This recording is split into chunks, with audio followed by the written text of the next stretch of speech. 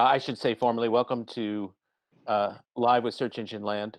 Yes, we're not going to talk about my hair. My hair is not a relevant topic for today, or at least for the immediate future. You can talk about it later, but unless they're compliments, I don't want to see any hair talk. So I've been studying this space for a long time, and I've met David and Duncan years ago. I don't know how many years ago, Duncan, you and I had our coffee meeting in San Francisco. That was the Yeah, beginning of all Cloud's this. Restaurant. That was a long time ago. I wouldn't like to recall how long ago that is, 'cause it was a long time ago. Yeah, Was that 10 years ago? well, more than 10 years ago. Oh, Previous company. Yeah, that's 14 years ago, maybe more. Yeah, pretty frightening. yeah. So during this whole lockdown period where people basically weren't going into many stores except for a few big boxes and grocery stores, I started thinking, well, this location data stuff is not going to be as relevant to marketers. I mean, it has been really useful in the lead up to this, but then I thought, well, when nobody's going to the store, you can't get the data, you can't do the attribution stuff, and it's not as relevant. And then Duncan and I had a conversation last week, and he started telling me about all the interesting things that they're doing and some of the customer use cases. And I thought, wow, it would be really interesting to get David and Duncan together and have a conversation about what they're seeing and what the data is being used for, and what they think about how, now that stores and businesses are reopening, how marketers can use this strategically and tactically. So before we get into those questions and the discussion, why don't each of you introduce yourselves and your companies for those who don't know them and know you? David, go ahead. All right, David Shim. I'm the founder. Now I can't even say that anymore. I'm the CEO of Foursquare. So Foursquare is the independent leader in location when it comes to attribution. We are the largest player in the space when it comes to point of interest. We are kind of the alternative to Google Maps. And when it comes to audiences, recently we merged with the company Factual to really deliver kind of the audience segmentation distribution as the #1 platform in the marketplace. We are about 400 plus employees, 150 million in revenue, and we're really focused in on kind of delivering against the full stack of location. And I think when we're going to talk a little bit about this, but COVID has really kind of opened up a new kind of venue around analytics, specifically analytics that are used outside of advertising. I think both Duncan and I will kind of talk through some of those examples, but I think this is going to be kind of that moment that we look back and we say, this is the moment that location analytics had more applications than just theoretical. Great. Yeah, Duncan McCall, co-founder and CEO of PlaceIQ, as you heard in the intro maybe there. So Greg and I know each other for a long time, David and I as well. And yeah, so PlaceIQ, been around now for 10 years, and we've been focused on the same thing, using location data to understand consumer behavior. So really the first company in the space that has defined the concept of foot traffic, building audiences, attribution, and analytics. And similar to the journey David's been on, right? We've really seen this ecosystem industry evolve from location being used in a few point marketing use cases to location really being used to understand consumer behavior in a new way and take that understanding and deploy it across enterprises to make business decisions. No longer just marketing decisions, but business decisions, often extremely large business decisions, sometimes tied to marketing, sometimes independent of marketing, and we can go into that a bit more. But again, in the same way, we also view this as a pretty seminal moment, right? You've got this incredible disruptive time that none of us and no companies have seen in our lifetimes, and everybody's trying to understand what's really happening out there. And location data is providing a viewpoint and a perspective into these changing consumers' behaviors that are allowing organizations to make better business decisions. So we can talk a bit about that as well. Okay, excellent. So you alluded to this just a moment ago, Duncan, but let's lay out for people, and I don't know everybody's level of familiarity with all of this stuff. So let's do a little bit of context here. Prior to COVID-19, what were the sort of most common use cases for your customers in terms of location data? Either one of you, what were the typical uses of the data? And then we want to get into what you're seeing now. Yeah, so from a Foursquare perspective, first use case is really point of interest. So we have a point of interest database that a number of transportation applications, social networks, et cetera, license. So this is the concept that you have a latitude and longitude, you can understand what businesses are nearby, as well as what is the metadata associated with that. So we are kind of that independent player compared to Google Maps. And combining with factual, we're even larger than before. And we've been able to leverage that data set using both kind of machine learning based approaches, as well as we've got an app called Swarm, as well as Foursquare, that consumers use to check in, to update place data. So that's one use case. It's point of interest, and that's kind of the base. The next step is really around attribution, where people are actually then going in and saying, hey, can I actually see location data, identify a store visit, and then can I map that back to advertising, both digital, out of home, and television? And then the next is really around audiences. So really, can I find people that have been to a location pre-COVID, and then can I reach that audience once my business opens back up? So from a targeting perspective, from an activation perspective, being able to enable that. And then the last is really around enabling app developers to actually build on top of our tech stack. So we work with hundreds of applications, as well as tens of thousands of developers, where they're building features that use our location technology in the background.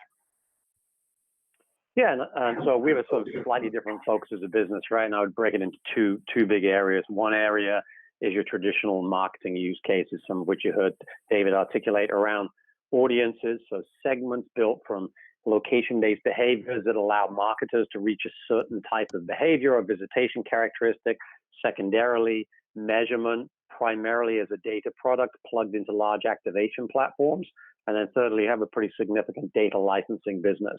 The second bucket I would say we're a bit different is we've really gone very deep into this idea of empowering organizations to make better decisions with location-based data. So we license our data across a whole host of different verticals, different types of applications.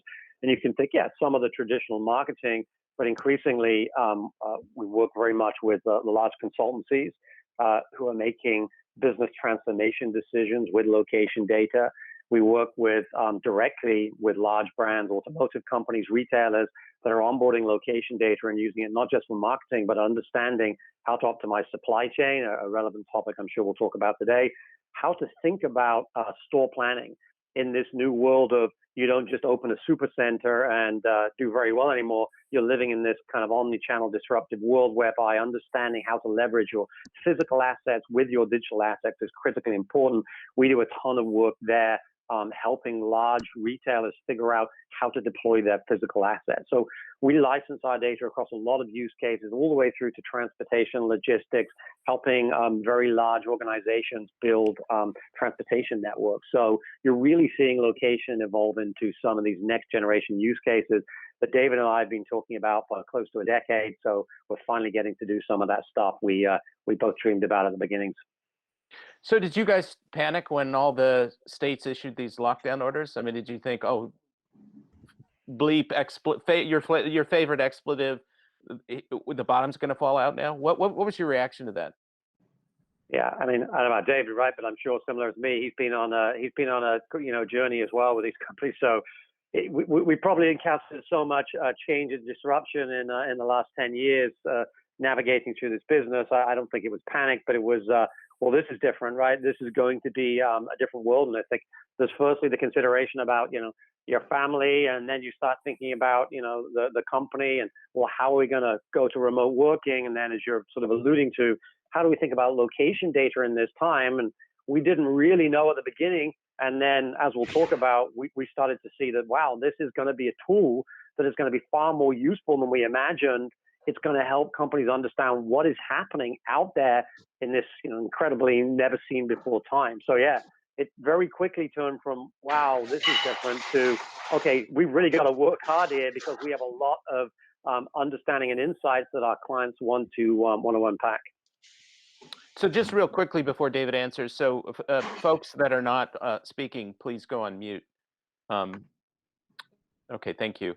So David, what was the first thought that came into your head? Yeah, first was where's the Xanax? Sorry. No, not at all. I think very similar to Duncan. It was more about team, family, but then as we start to think about it from a business perspective, it was very interesting in terms of how our clients immediately kind of pivoted to the analytics side, where they saw this was coming. They saw some of the news reports. The states hadn't shut down yet, and they leaned on location analytics more than they typically do, where they've asked the question, not from a media or marketing perspective, but hey, can you actually give me a breakdown of what is happening in this area, this market, and how should I actually respond to that? And that was kind of that first wave where people were like, okay, how is this going to impact me and my business? As we started to kind of see that first wave happen and you saw the stores and the states start to close down, that was then started to kind of get into the narrative of like, okay, these are all kind of bottoming out now. What does that look like moving forward, where people started to think about recovery? But there was this interesting population in that middle where they said, hey, how do I actually look at this as an opportunity? And we started to see clients come in and say, delivery apps is one example that we work with.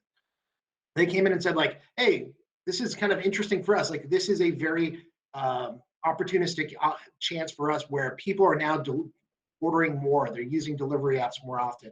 And if I could actually reach an audience segment that used to do dine-in, that used to go to these casual dining restaurants, and now actually target advertising against them and activate against that audience, that wasn't a use case that people were thinking on a day-to-day basis.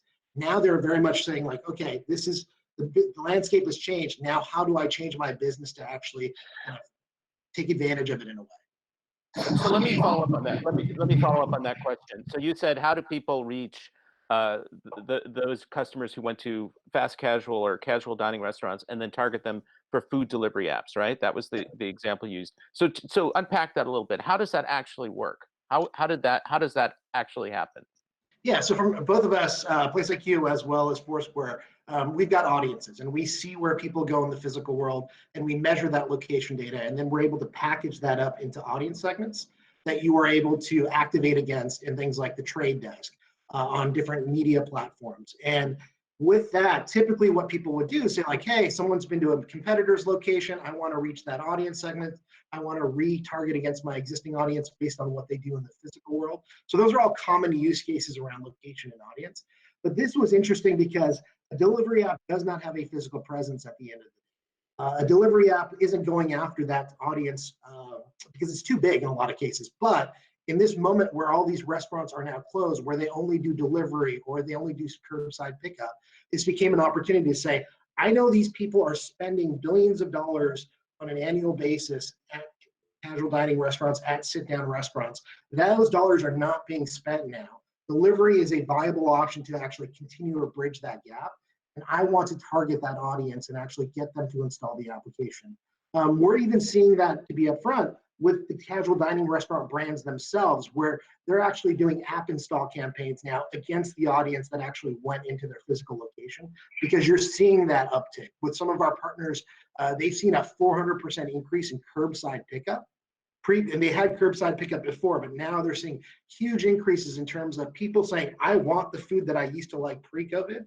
I still want to eat that food, and I'm looking for opportunities to actually get that either through delivery apps or curbside pickup, and they're using that segment data to really activate against it. So Duncan, what are some very concrete uses that you're seeing among your clients, similar to what David said, or I was going to ask you guys both about sort of unexpected or surprising use cases as well? Yeah. So sort of to build on that, I mean, you can imagine one of the areas that people really wanted to understand is just what is going on out there.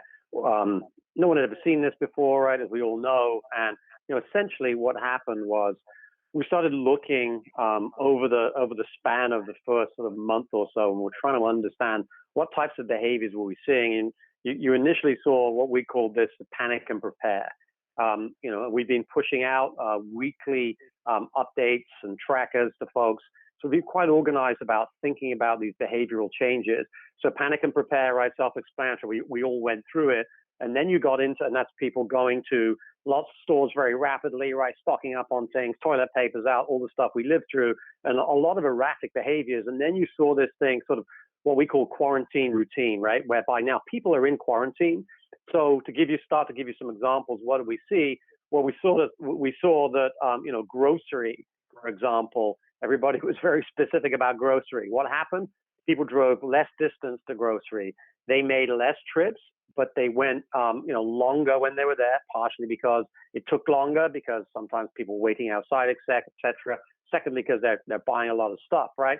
And now, we saw a whole new set of behaviors there in terms of people behaving differently in urban versus rural. People, like I said, would drive, less distance to go there. So a whole new set of behaviors.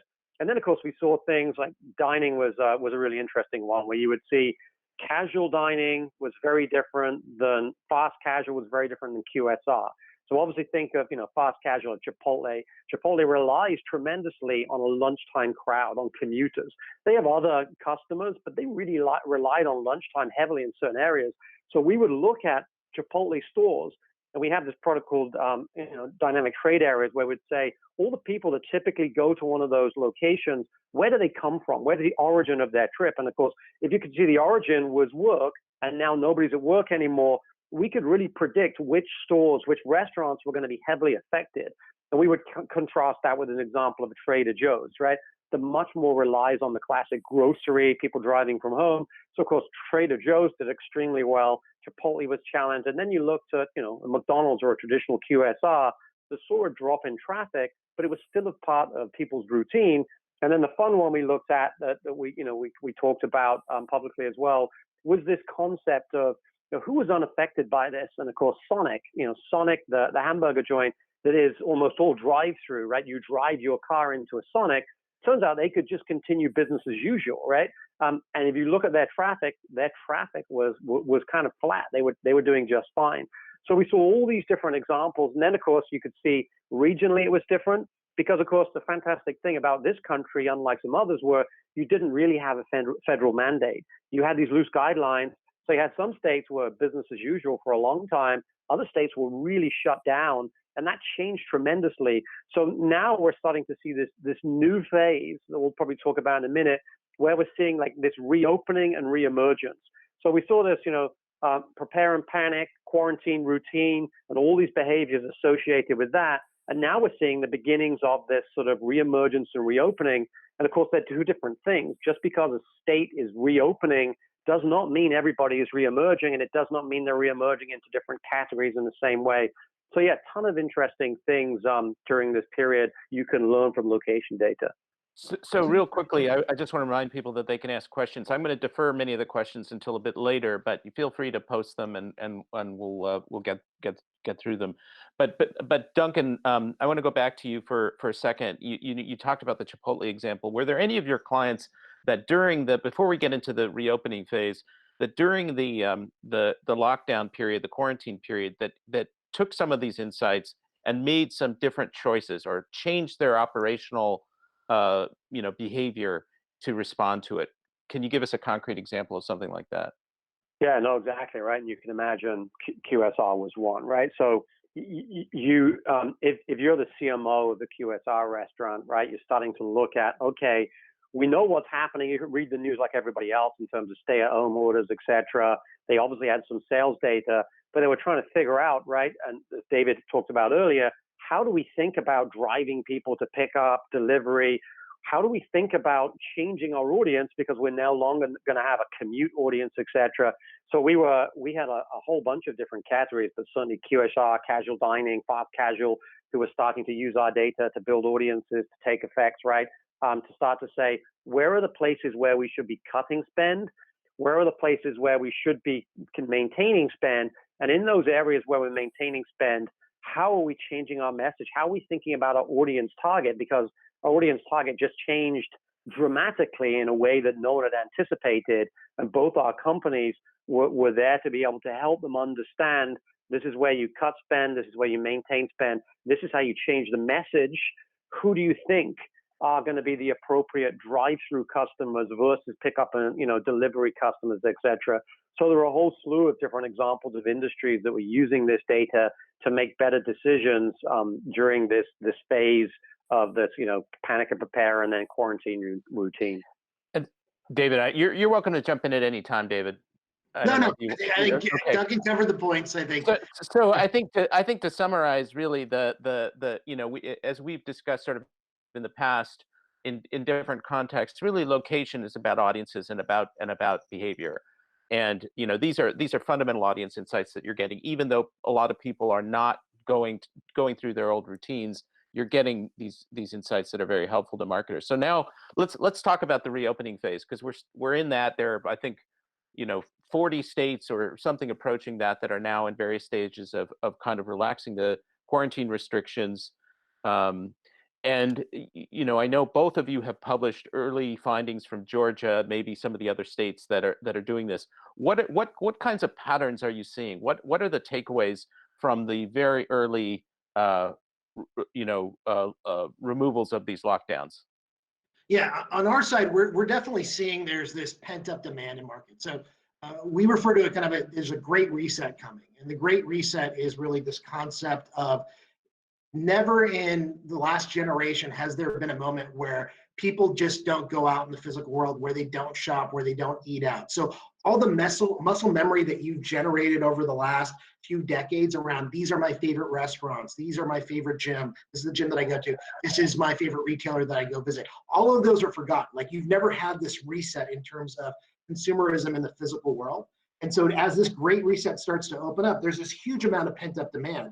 And when you look at Georgia, when you look at Texas, when you look at Alabama, what we're seeing with the data set is those businesses that open up first, those include things like restaurants, those include things like hair salons, et cetera. They're seeing a spike. And the spike isn't to pre-pandemic levels, but we're seeing as high as 70 to 80% of pre-COVID levels. People are going into these locations. And that's something that we expected, but it's been such a strong surge where it is starting to highlight, like, you do need to market now. Like the fact that you can go in and saying COVID happened, and I'm going to stop marketing, I'm done until this thing kind of gets done. That's not the right approach, because what you're seeing is consumers want to consume in the physical world. And the fact that they don't have any kind of learned behaviors, that their muscle memory has to be rebuilt when it comes to consumption, you need to get in front of these folks, because if you wait too long, other folks, the number 2, the number 3, the number 4 player in the space has an incredible opportunity to grab market share in terms of full percentage points over weeks and months, versus in the past, you'd have to spend, $20-30 million, make a big investment across multiple quarters to win 1 or 2 points of market share. Now you've got this window where everybody is on a level playing field. Right? You can actually go aggressive. Media is cheaper than it's ever been pre-COVID. Like in terms of right now, there is not a lot of demand for media, programmatic, television, et cetera. So this great reset, I think, is going to make things really interesting coming out of this.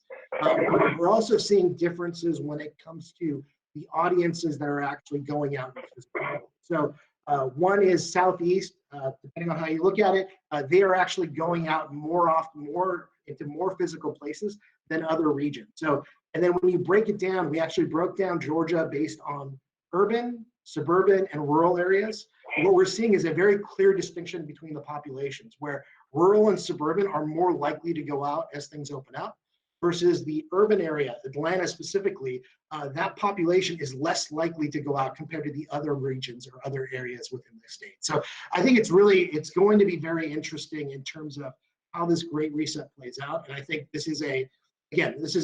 COVID is bad, but from a marketer's perspective, from a retailer, restaurant perspective, there is this great reset where you have an opportunity to actually grab market share that you've never had before. Duncan, do you have anything to add to that in terms of stuff that you're seeing? Yeah, no, I mean, I think David covered it well, right? I think the thing I would add to that is, I sort of alluded to this before, if you've got this concept of reopening, right? The idea that, hey, governors are saying we can reopen, whether or not they've met the actual criteria, that's a different topic. And then what we've sort of to say is, look, reopening is different than reemergence. This concept of just because somebody says the state is open now partially for business or these certain categories does not mean that people are actually reemerging. So what we've seen is this kind of bifurcation, whereby you see in urban areas, you see much less tendency when a state has been reopened for people to reemerge to these kind of old routines that they had. They're staying at home more. They're still in this sort of quarantine routine to some degree, right? Because they don't necessarily feel comfortable. You see demographic splits there. And then we see, you start to look at more rural areas where people have space. They've been traveling throughout this, right? Maybe there's been some essential work going on. So we've seen firstly that this has not been a reopen and everybody's back out. it's been a reopen and then a reemergence that is driven locally, right? If you think of the shutdown, there were these big cultural cues, right? And there was Tom Hanks, and there was big moments in the news, and everybody kind of had the same message. The reopening is completely different, and then the reemergence is driven by personality and people and families. And are you single, and do you know someone who's old? And then what categories are affected, right? Do you really need to go out now and go into a retail store, look at apparel versus, people do feel a demand to go and I want to eat, I want to socialize, I want to go to a bar, I want to go to coffee, right? I want to do it in a safe way. So we see this reopening and reemergence trend is fascinating to unpack. And it just points, if you add all that up with, the points David was making, it really does show the power of location on a day-by-day basis to help understand what is really happening on the ground.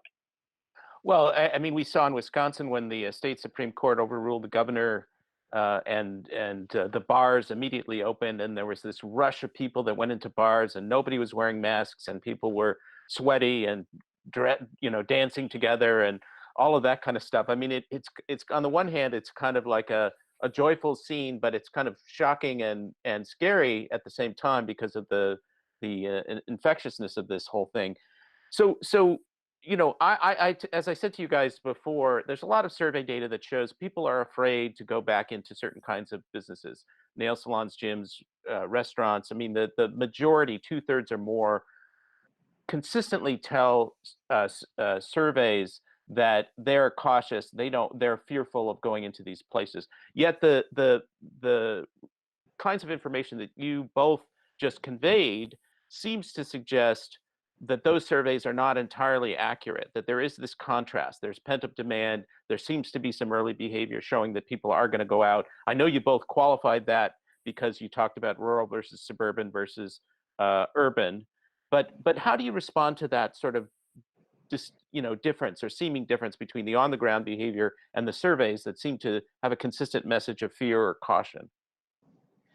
Well, Yeah, go ahead, I Duncan. think the way, yeah, no, I mean, and my quick answer to that would be, that's the media, not necessarily always, but to pick a generalization, right? That's the media picking one event or one survey and extrapolating that out as a talking point, right? So, what PlaceIQ and Foursquare are doing is looking at observed data, and there's not, there are some fun examples like Sonic, but when you come to a complex topic such as reopening, right? I think it's very dangerous to generalize. Oh, everyone's going to nail salons. Everyone's not going to nail salons, right? It's completely dependent on people, on personalities, on regions, on weather, on seasonality, on so many different things. So I think, it's hard to distill a super complex topic like this down into a talking point. And I think that many of the sort of media articles about this now tend to be driven by a simplistic talking point that gets a sort of a news bite. And I don't think that's the business that either of us are in. Yeah, and I think that both of us are in the business of direct measurement. So the ability that if you have your smartphone with you, you're walking around in the physical world versus surveys, you might say something different. Like you might say, like, I wear a mask every time I go outside. Now that's because that's the right thing to do, and someone asks you that question. In reality, you might say, I forgot, I went for a walk around the block, it wasn't that big of a deal. In those scenarios, I think the direct measurement is the piece that gets out that false statement sometimes, or not false, but like the statement that they want to be, the aspirational versus the actual. Well, attitudes and behavior are often different, right? I mean, people tell surveys, I mean, the 2016 election was an example of that, right? People said one thing and then they did something else. Let's talk a bit, and David, you wanted to follow up. Did you want to say any more? No, I'm good. Okay, so let's talk about audiences and verticals, because you both have mentioned this. So Duncan said there's going to be real differences in this reemergence between verticals potentially, and you both have talked about audiences. Now, if I'm a CMO or if I'm a digital marketer in a retailer or a restaurant chain or another kind of business, and I have to do some planning now. I'm national, right? I'm Macy's, or I'm somebody in that category, or a restaurant chain, fast casual dining chain, and I have to start doing some planning about how to staff, how to target people, how to stimulate demand. How am I thinking about all these things? And how am I using this data in order to make those decisions? Yeah, I'd say from a demand perspective, when it comes to feet on the street in terms of employment in store locations, that's one use case that's immediately actionable when you think about location analytics. That was not something that people thought about 6 months ago, 9 months ago, other than in a kind of theoretical or conceptual basis. So if I look at Georgia and I say that is a case study, that is a control group to say they started to open up different businesses in different phases. And I see the foot traffic goes up for restaurants at 70 to 80% of pre-COVID traffic. That's important for me if I'm in California, if I'm in Washington, if I'm in Oregon, because I know the phased rollout that is going to occur.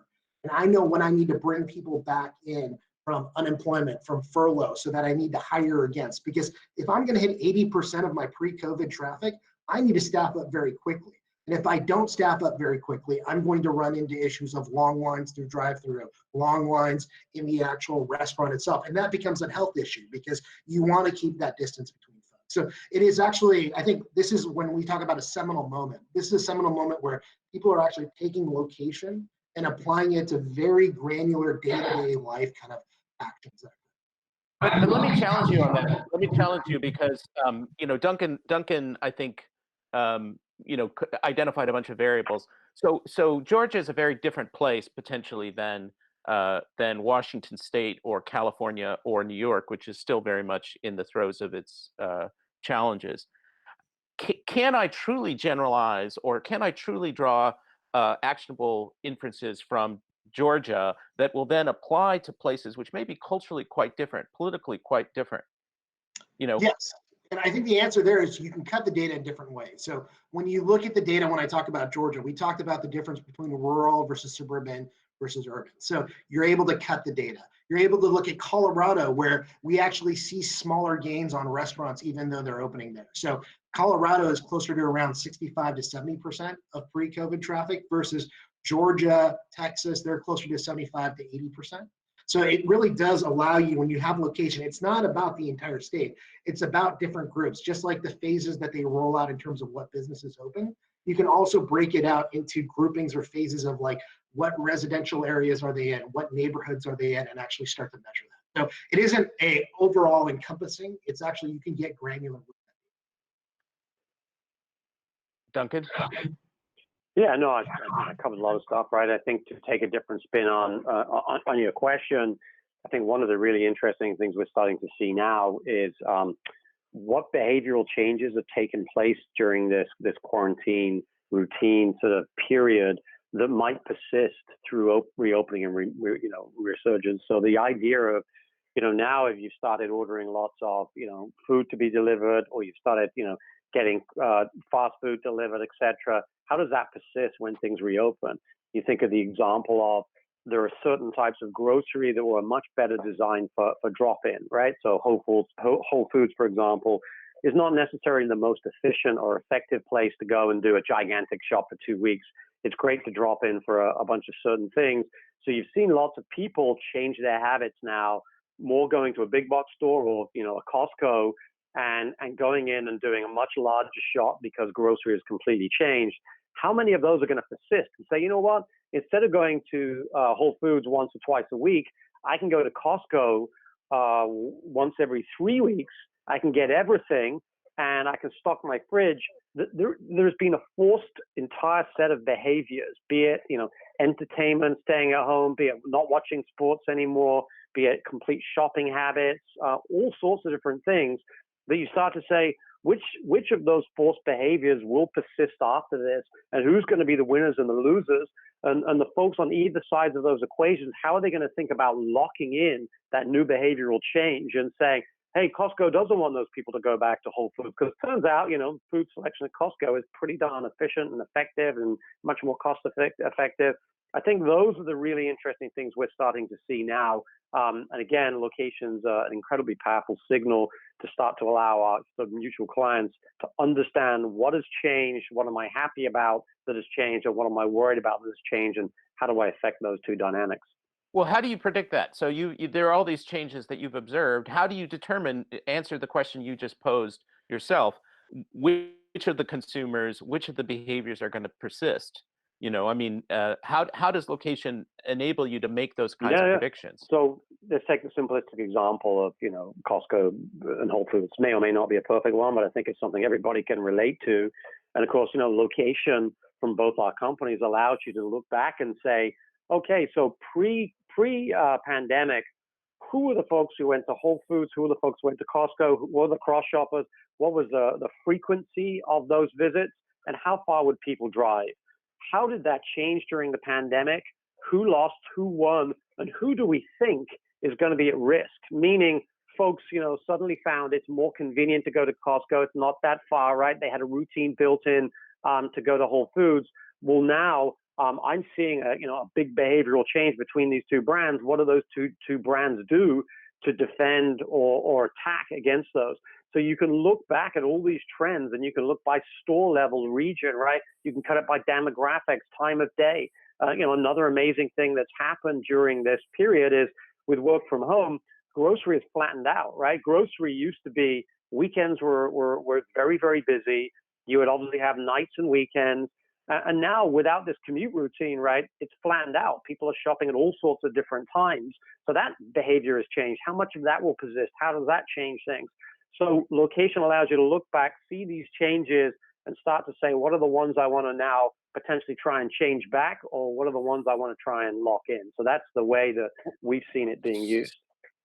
So you're really talking about a marketing proposition, either conquesting or defending your customer base, right? I mean, it's hard to predict with any certainty what's actually going to continue, because I mean, especially, there's a lot of discussion about e-commerce. Well, people are not going to go back into stores; they're going to buy everything online, et cetera, et cetera. But the early kind of pent-up demand behavior suggests that's not entirely true, and it's going to be a much more nuanced kind of a go forward kind of picture.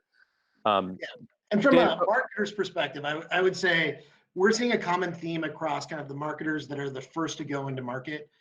So one is, and Duncan highlighted a couple of these points, but one is to look at the audience pre-COVID and make sure that you're re-messaging back to them. So if I know you went into my store for the last 6 months, but you haven't been in the last 2, I need to make sure that I'm reaching out to you, letting you know that my location is open, letting you know that my brand is there, letting you know that these are the hours of operation. Because again, the muscle memory is all reset. It's getting rebuilt now. So you need to defend your existing client base.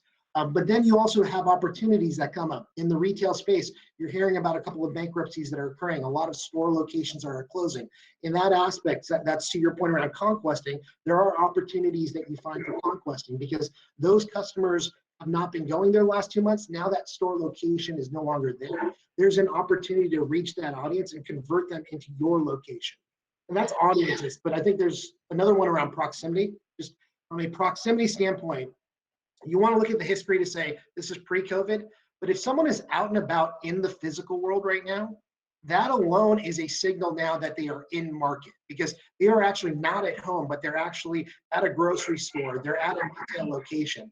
And in those scenarios, proximity-based marketing in locations where businesses are open is more important than it's ever been, because you've got an in-market audience, and you can actually, they're the group that, to your point, there's a lot of folks that say they don't want to go outside and they actually don't go outside. The population that is going outside right now, they're ready to consume. They're going out to consume. So I think that's a big opportunity. So I want to get people's questions, and just very quickly get to questions. But let's talk about 2 things before we do. Let's talk about demographics, which you just started to get into, and verticals, which is something Duncan has talked about a little bit. So how do I, as a marketer, as a brand, as a retailer, figure out which, you just sort of talked about a methodology, people that are actually in the world are going to be likely to go into stores. But how do I think about my audience now? Is it generational? Is it behavioral? How am I thinking about who's going to come back in? Who do I speak to? And how do I speak to them? Do I split the audience between e-commerce shoppers and in-store shoppers? Talk a little bit about that, both of you. Yeah. And look, I think the great thing is, right, that this is what you're talking about there is kind of the ABCs of location. Both of our companies have been doing this for a long time, looking at observed, behaviors from the physical world, and now segmenting those, allowing clients to put on the right type of messaging, the right type of creative, and activate again. So for me, that's like bread and butter that we've been doing for a long time. So to your point there, you can look at all these behaviors, reemergence. You can look at who are the people who are coming out, how far are they driving, what's their demographics, they're living in apartments, living in houses, whatever it may be, all those things, and you can slice and dice that. I think for me, the other really interesting aspect here that you have to factor in, and it isn't specific about location, is just the overall economic impact here, right? If you look at this, concept of U.S. savings rate is now the largest since, I think, 1981, right? So you've got, for the first time, savings is reversed. And what this means is people are now saving money in a way they've never saved before because of this. You've got pretty much 1 in 4 actual number unemployed, working age adults. And now you've got this construct of a tremendous uncertainty. Nobody knows if there's going to be a second wave, reemergence, et cetera. How long will the vaccine take? And credit card debt has completely flipped. I think in March saw this flipping credit card debt. It was a 30-year anomaly. So suddenly you think about how are people going to think about discretionary purchases, luxury purchases versus, I think obviously dining is something that people are always passionate about, not a tremendous outlay. But you start to think about travel. How are people traveling? There's not a lot of air flights going on. Now, people are going to think about planning summer holidays now. People are going to think about investing into their homes, investing into their future in a way they've never done before.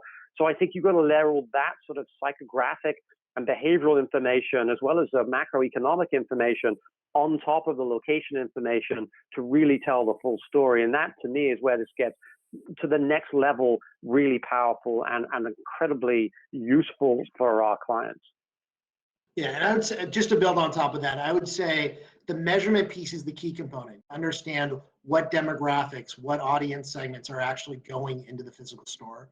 And what we're seeing is, as part of the reset, past behaviors aren't going to be as actionable because people have not gone into store locations for 2 months. So it is really, when we talk with our clients, it's about cost per visit to start. So is someone seeing an ad and are they actually going into the store? Because you have to almost consider it, these are all new customers for the next few weeks, for the next month.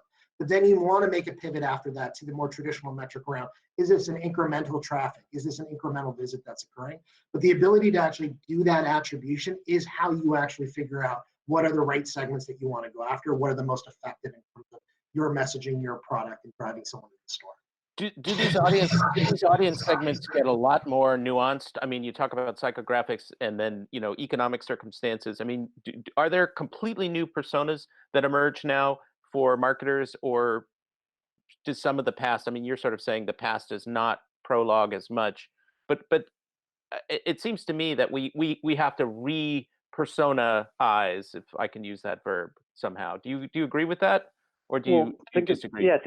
Think of the construct of a large QSR, right? Who just said, look, we've done our research and we got to go after breakfast diners and coffee diners in the morning. And there's this gigantic set of behaviors set in the U.S. where people commute, they grab their coffee at the beginning or the end of their commute, right? And they've had that audience, they've done a ton of research, they built the personas and they lock and load. That has just been thrown up in the air in a way that we've never seen before ever.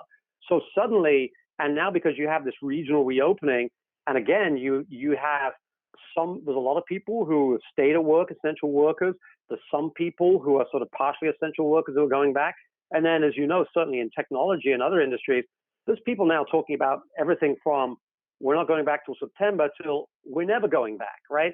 So suddenly, just take the simple example of your morning, QSR commuter who drinks coffee. You have to build an entire new persona based upon region, demographic, person. You can't just say generically everybody grabs coffee in the morning on the way to work. That has completely changed. Imagine layering that down in every category, in every nuance, in every region, and every demographic. It more than ever supports the concept of data-driven decision-making, probably greater than we've seen in the last 10 to 15 years. Yeah, and from a segment approach, I think there are new segments that will come out. The question is going to be around scale. Is there enough scale with these cuts of data that you could activate against? And where we're seeing some demand coming in now is around COVID segments, specifically around if someone goes out in phase 1, they are exponentially more likely to go out in phase 2. People who go out in phase 2 are exponentially more likely to go out in phase 3. So when you start to think about kind of new segments that are temporary but are immediately impactful. Those are things where you can actually take location as a proxy for future consumption. So I'm inviting people to ask questions now. If you guys want to ask some questions, please please put them in the chat window. David, you raised an issue that's often brought up in this context, which is scale. So, and I want to translate that into trust. So people are going to start looking at this data in totally new ways and realize its strategic value, its tactical value. But how do you know that? I'm not asking you to talk vouch for your companies, but just sort of generically, how can you be confident that this data is accurate? How can you trust the data? You know, there's a lot of great insights, but that's sort of a fundamental question. Are you encountering that now, and what do you tell people? Yeah, from trust always comes up, and I think from our aspect, it is really kind of the partners that we have in place, this technology that we've built out.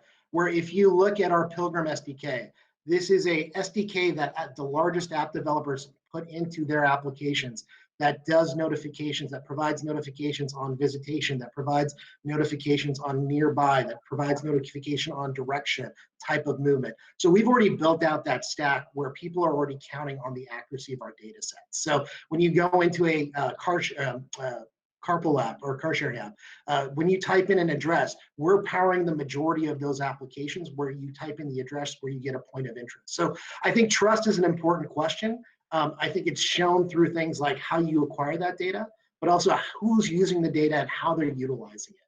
And from a scale perspective, I think both of us have a number of clients that we are both named and unnamed that are utilizing our technology on a day-to-day basis to identify visitation and making business decisions against that. Yeah, and I think, look, I totally agree, right? And I'd add to that as well. One of the things, not just unique to our industry, but one of the things you'll see through this COVID time period is this concept of you're really going to now see an acceleration of what was naturally happening anyhow. So to your point, Greg, right? How can you location is a very complex thing, right? Probabilistic data has to be scored, turned into a signal. That signal itself is probabilistic, and as you know, David has seen, same as us, right? This industry evolved from a small number of players into a very large number of players, lots of folks claiming all sorts of capabilities. And I think both PlaceIQ and Foursquare have been at this for a long time, invested a lot in real technology. But what you're now seeing is an acceleration of the consolidation, right? You're starting to see, you know, from David's side, you've seen his original company Placed now team up with Foursquare. He teamed up with Factual. We recently acquired a company called Freckle. You're starting to see this consolidation, which I think is going to drive to your point of companies that have invested in technology, that really invested in legitimate analytics, that aren't just trying to tell a story to sell something, but are actually taking a long-term view to, we want to help businesses make real decisions in the long term. We want to build to, you know, annually reoccurring revenue streams. I think COVID has accelerated all of that was pretty much happening anyhow. And you're going to see it not just in our industry, but you're going to see it in others, whereby you're going to see a move towards trust, transparency, investment in technology, and a consolidation from many players into few, which I think is good for everybody in the ecosystem. Okay, so I'm not seeing questions here, so I'm going to continue on. So somebody may be sitting here listening. This is really fascinating stuff, and it's great for retailers and QSR and businesses that have a physical presence. But what about e-commerce? What about some of the direct-to-consumer brands? What about some of the companies that are pure e-commerce players? Is there anything here relevant for them that they can utilize? Because it's sort of counterintuitive, right? If you're relying on physical behavior in the world, what would you say to those folks? I think they've had an opportunity in the last 2 months where you can't go out in the retail location. So you're buying online, your e-commerce, your DTC, and you're seeing spikes. Like Shopify came out with, their CTO came out with a quote. Right, Black Friday every day. Yeah, exactly. And it's like, that's incredible. But now that things are opening back up, it's becoming a level playing field. So they need to actually market and advertise taking into account the physical world. So I think you're going to find that these companies are actually going to use audience segmentation to say, how do I continue to build on the behavior that has occurred in the last 2 months by actually capturing those users when they're out and about in the physical, reminding them that, hey, remember how great we were, remember how convenient we were, remember the benefits that you saw when you were purchasing from us for the last 8 weeks. Now it's an opportunity to actually retain that, to protect that audience segment. Yeah, I think there's 2 points there, right? One of which is, I think we made a number of times during this period where bricks and mortar retail, certain categories become infeasible, you're starting to see location used to identify audiences and drive them online. I think that's obvious. I think the bigger piece, right, that we've been working on for some time, and we've actually done a number of case studies, is around how do you use location data? COVID aside, imagine there's no COVID, or when we get back to normal, how do you use location data to drive online commerce? And of course, people think, well, isn't location just about driving people in stores and understanding that segmentation? And often forget that location is about understanding a set of behaviors. Sports enthusiasts, long distance commuter, business traveler, passionate recreator, and these kinds of elements, right? That location tells you those behaviors, and you can use that as part of a segmentation to drive online purchase. So, we did an open case study with a retailer called Urban Outfitters, where they found that using a segment from PlaceIQ of location-based behaviors to sell a product online was more effective than using their own first-party purchase data, which was a pretty interesting finding. Secondarily, we've been working, we'll have some public case studies soon, with one of the largest players in the space that drives e-commerce, and they've been using location data alongside first-party data to drive results. And you say, well, what does that really mean? Because, hey, if a brand understands what you buy, how do you use location data to be more performant? There's many examples. I always give the simple one of, sports apparel, right? I'm a passionate skier, and guess what? I don't spend all my time trolling around on ski sites, but if Duncan's device is opted in, and you can see all of my behaviors. I go to the mountains very frequently during the winter.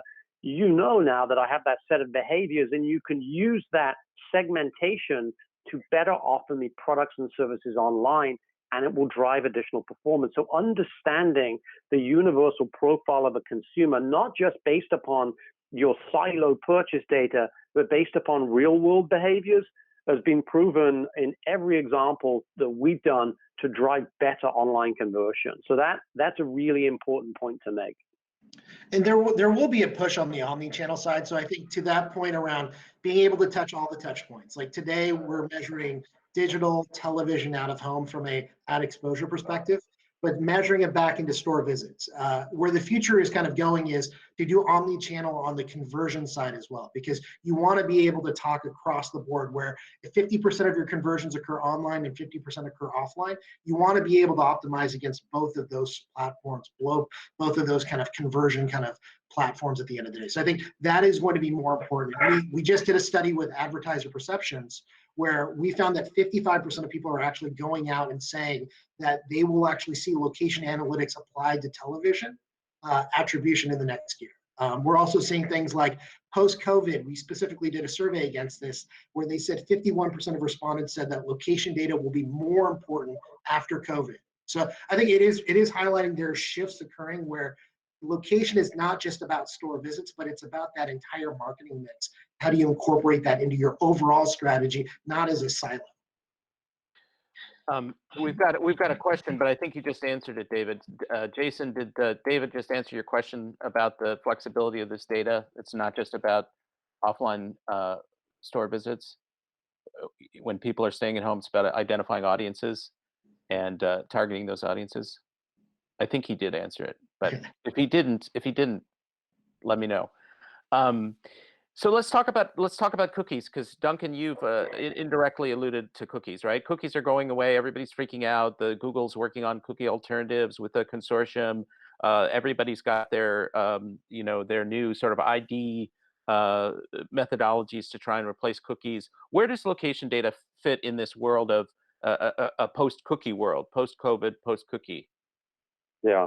So, I'm sure same as David, right? Probably I forgot about the cookie apocalypse. There's been a couple of other apocalypses since then. So, but if you go back to we're in the real apocalypse now. Exactly right. Yeah, we're in a serious apocalypse. So if you go back to that particular sort of very narrow apocalypse that very few people in the world knew about, just a small industry, I'm sure David, right, lots of questions from his board and industry folks and stuff. So, to be clear, the data that the likes of PlaceIQ and Foursquare and others collect is key to a mobile ad ID that is, compared to a cookie, a very useful creation, right? It's meant for this contemporary situation we're in right now. It is not built for something else like a cookie was, right? So mobile ad ID, privacy friendly, easy to turn off and off, consentful, works on a mobile device, one-to-one, all those types of things. So where we obviously intersect is, there's two elements. One, data pushed out from a Foursquare or a PlaceIQ to find an audience might go through mobile, it might go through TV, it might go through out of home, but it also might go through display where it will go into a cookie. So if you personally think there, location data will still get pushed out with whatever is replaced by cookies, which is going to be some kind of magical privacy sandbox that is being worked on by Google in the industry, plus other solutions like you're going to have live ramps, authenticated traffic solutions. You're going to have a bright pool and the DigiTrust. So there's going to be a bunch of consortium replacements. There's going to be Google's own replacement, and location data will still flow, no problem there. The second piece, obviously, is the old chestnut around, well, will the mobile ad ID go away? And nobody knows. Maybe somebody inside Apple does. Nobody knows. And when I'm asked that question, I always say, A, if the mobile ad ID does go away, it will, just like the cookie, it will be replaced by another identifier. And B, if you look at where we are with cookies, the reason we're here is sort of twofold, simplistically, in my personal opinion. One, just the history of cookies have been misused because they were never built for this use case, whereas mobile ad IDs were built for this, use case. And then two, a bit more controversial, primarily, one of the main reasons that cookies have been under fire is because of Apple, and Apple and Google are in a war. And Apple is throwing everything they have. And one of those things they have is privacy, because Apple makes approximately no money from cookies, whereas Google makes a tremendous amount of money from cookies. So Apple has a pretty good motivation to try and attack Google as it pertains to cookies. But if you apply that same theory to mobile ad IDs, turns out that Apple has a very, very large ecosystem built upon the mobile ad ID that is in part ad supported, attribution supported, where removing mobile ad ID would be highly problematic. And of course, you have to remember, Apple already tried to create an alternative to the mobile ad ID called the SDK ID. Others will know it better. They launched it some time ago. Nobody uses it. So my personal opinion is that I don't know whether the mobile ad ID goes away, but I think it's highly unlikely given the motivations we've seen behind the cookie going away. I noticed all the Nokia phones in the background behind your head. I just noticed that for the first time, Duncan. Your frame display of all your own phones. That is a quarantine art project that got put up. You can imagine I've had those for a long time, and I finally got around to putting them up. Funny. So yeah. So Jeannie Hill is asking how both of you, how do you get buy-in for this? Intellectually, conceptually, they know it's important. How do you sell this and get resources to do this internally? What's a quick pitch that they can use? And if they want to, if people want to contact you, how would they do that? So first the substance. Go ahead. Yeah, so I think it's really about return on investment. At the end of the day, if you can show the value, if you have the case studies, the use cases, et cetera, I think it becomes a much easier sell than it was when me and Duncan started our companies, almost a decade ago, where it is now people understand the value. Like, it's very clear in the surveys that we've done with advertiser perceptions, in the clients that we have with over 500 plus publishers, 500,000 of advertisers using our solution, thousands of developers. The buy-in is there. It's really now on your use case, is the return on investment there to justify prioritizing. Well, it's not there for everybody. Otherwise, she wouldn't have asked the question. You guys have a bunch of public case studies on your websites. Can she go and grab those and send them in? Circulate them internally. Absolutely. Okay. So if you go to Foursquare.com, you can pull it. And I'm sure PlaceIQ.com is similar. Right. Is there anything specific you would add to that about how to pitch this internally that is successful to get some money to do this? Yeah, I mean, I think similar to David, right? We have opened up access to a whole bunch of tools for free. We've been pushing out reports, so just drop us a line, info@placeiq.com. We can send you reports, access to dashboards, and how folks have been doing it, saying by digging into this data, I can see what's going on. I can already make better business decisions. I can figure out what's happening with my competitors. All the things we talked about, we're allowing our clients to see those up front, get access to those tools. So yeah, I think both companies are being very open around the construct of we're trying to help, we're trying to provide folks the understanding and justification up front to be able to make decisions based upon this data.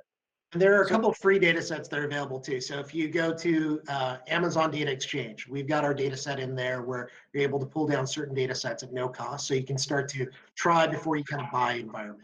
We're working with a company called visitdata.org, where you're able to actually, a number of state governments are actually using this data set. But if you go to the site, you can actually directly pull some of that data today.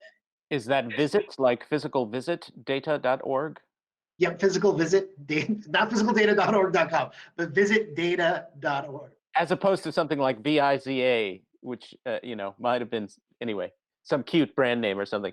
So real quickly, let's talk privacy and contact tracing. Give us your opinions about the outlook for contact tracing, and say whatever you want to say about privacy, and then we'll sort of wrap up. Yeah, I'd say. Go ahead, Dave. Go ahead. From a contact tracing perspective, I think it's what you're seeing right now from the operating systems with Google and Apple. I think that's the right approach because it provides massive scale.